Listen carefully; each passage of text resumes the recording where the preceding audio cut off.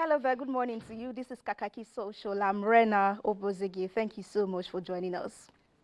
The National Chairman of the All Progressives Congress, APC, Abdullahi Adamu, has resigned from office. His deputy from the North, Abubakar Kyari, who has stepped up in acting capacity, finally laid all rumor to rest by confirming the resignation at Monday's National Working Committee meeting. The NWC wishes to inform you the resignation of the National Chairman, Senator Abdullahi Adamu, CON, and that of the National Secretary, Senator Ruth Onoshiorena, CON. And with this development, and according to the Constitution of the All Progressive Congress, APC,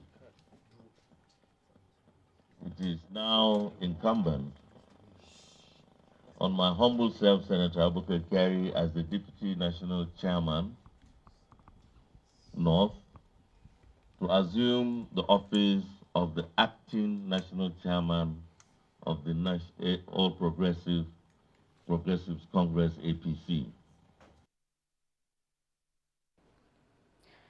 Kyari didn't give reasons for Adamu's action. However, what's on social media is that he was bullied to leave by the President Bola Ahmed Tinubu for projecting former Senate President Ahmad Lawan as the consensus presidential candidate of the APC in the run-up to the party's convention on June 8, 2022. So before it makes the news that he's no longer needed, he had to leave unceremoniously and sent his letter through Hope Uzodinma, the chairman of the Progressives governors, that's APC's governors. Let's now see what happened on social media yesterday when the news finally made it to the social space.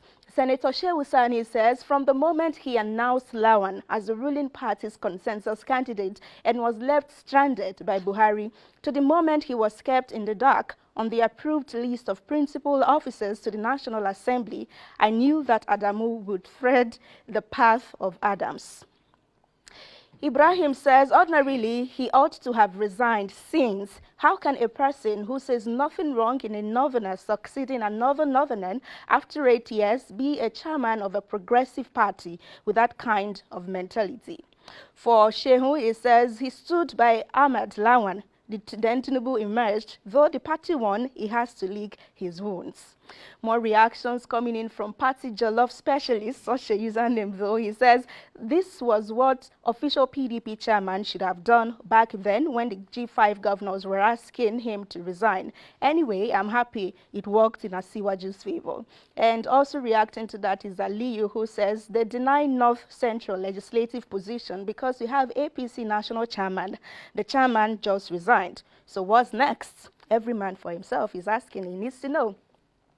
And then the Vice President Kashim Shettima says military offensives alone cannot sustainably resolve security crisis in the Northwest. So he's suggesting a mix of kinetic and non-kinetic strategies to restore calm in the troubled region. Shettima also disclosed that the Tinubu administration would, in the coming weeks, unveil an initiative to address insurgency and poverty, among other challenges confronting Nigerians, especially those in the northern region of the country. Partly what he said at a meeting, he says, unless we want to engage in an endless war of attrition, there cannot be a military solution to the crisis in the Northwest. There has to be a kinetic and non-kinetic solution. And then about the program coming up soon, he says in the next couple of weeks, we will unveil the Palaku solution where we will address the grievances and social exclusion of our Fobe cousins in the Northwest, and also towards addressing the root causes of all the banditry and insurgency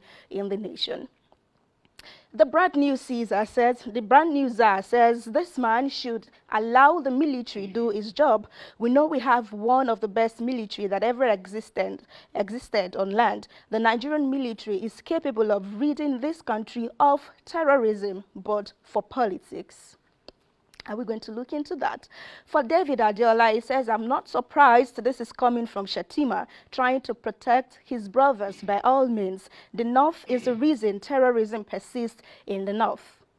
For Emeka, he says, but he wants to handle insecurity. Oh, maybe not to groom insecurity, he meant. We, the electorate, should be asking specific questions. Now, so change everything to bad. So we need to be clear from what to what are we expecting. Samuel says, but you are okay with military solutions to sit at home, something that the release of IPOB leader can solve peacefully. And lastly, is coming from Hillary, last reaction, and he says, finally, an adult in the room. Successive attempts to solve the crisis militarily have failed. Insurgency has an economic angle to it. I think any real solutions should address the poverty and deprivation prevalent in that part of the country. And to Abia State now, the governor, Alex Uti, has directed medical doctors in the state under the employment of the Hospital Management Board, HBM, to submit fresh expression of interest if they want to continue working with the state government. In a memo, the government said the move is in line with its vision to deliver healthcare services to all Abians, that's people from and in Abia State. According to the memo, all the doctors have until February 21st of this month, July 2023, to submit their new application, and it is a mandatory exercise if you must avoid sanctions. Reacting to this is Jude, who says, one day for this Niger, a sitting governor will send out everybody from the state and ask them to apply for new citizenship. Political offices have been given too much power for Niger. God go save us. Amen. Then for Johnny, he says, this is a bit drastic. I hope he gets the reform right, but tagging everyone with the same brush stick undermines integrity. Wishing Abians luck. The decadence was too much. And more reactions from Victory is assured. He says, it's a way to cut out ghost workers. The man is trying earnestly to save the state a lot of money and curtail wastage. By the way, about 2,300 ghost workers were identified in the state yesterday. So Chris is saying that some of them do not have the requirement. So reapplying will expose them. Yes, quite critical. And also in reaction to this is Victor, who says, while the reapplications are ongoing, what happens to the patient in the hospital? Who will take care of them? Any alternative arrangement? Could we just go back to finish that? Thank you. Any alternative arrangement to provide adequate healthcare services to them? Well, this was not captured in the memo that was sent out for them to reapply. But let's see. They're not closing down operations anyway. So our final story. A 26-year-old Nigerian gambler, Benjamin Best, has confessed to the killing of his 21-year-old girlfriend, Augusta Osedion. In a series of Insta story posts on Monday, the boyfriend, Killaboi, as he's fondly called, said himself and his girlfriend had an argument after which he mistakenly stabbed her to death. Here is what he said in the 1001 Insta story yesterday on his Instagram account. He says, I'm not a bad person. I swear I'm not a bad person. But with what has happened, I think I deserve nothing but death. I would gladly die by hanging, by shooting, whichever way fate has for me. I'm willing. I can't live with this guilt, knowing the girl I loved so much died in my own hands. Oh God, why this? What do I do now? I deserve that. And he says, I want to die.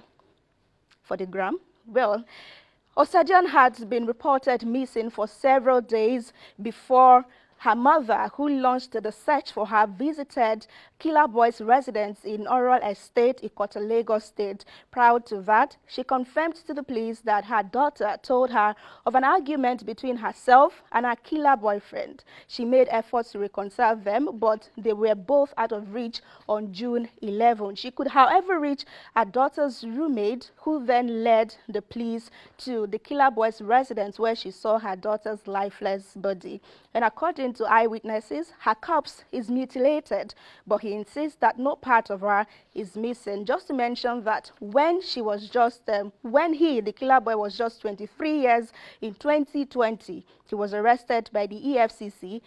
that's the Economic and Financial Crimes Commission, for using a stolen card to conduct a 150 million naira POS transaction. So technically, he has such records. He has left. Just a reaction to this because someone died, so we have to mind reactions. But I think this applies to, in all cases. Honorable Omoedo says, if you dey abusive relationship, leave. Don't wait till you become the accused or the victim. Most likely, the dead victim. See, you see that part, that time that you start searching for articles on when to leave a relationship, searching for YouTube videos on when to leave a relationship, sending messages to influencers to help you ask their followers on what you should do. That is the time to leave. But well, we are going to save our shalaye for another day since you know ask us. Tell us that you actually do not know when to leave, or you're just waiting for, oh, it was Rena that told me that I had to leave. That's everything on Kakaki Social this morning. Please, you do not need your experience to survive. There are 1,001 stories of people, except you really want to stay there for you to have a story to tell, which is not usually the best. Well, our WhatsApp number is 0811543670. I'll see you again tomorrow. Good morning, Nkoli. Good morning, Rena, and thank you for bringing us up to speed with those developments on the social media space. Well, since she didn't ask us, maybe we should follow your path and just Right? just lead them. But just like you said, you don't wait until you become a victim or Definitely. you become the accused before you live a relationship that is abusive, because it can actually lead to death.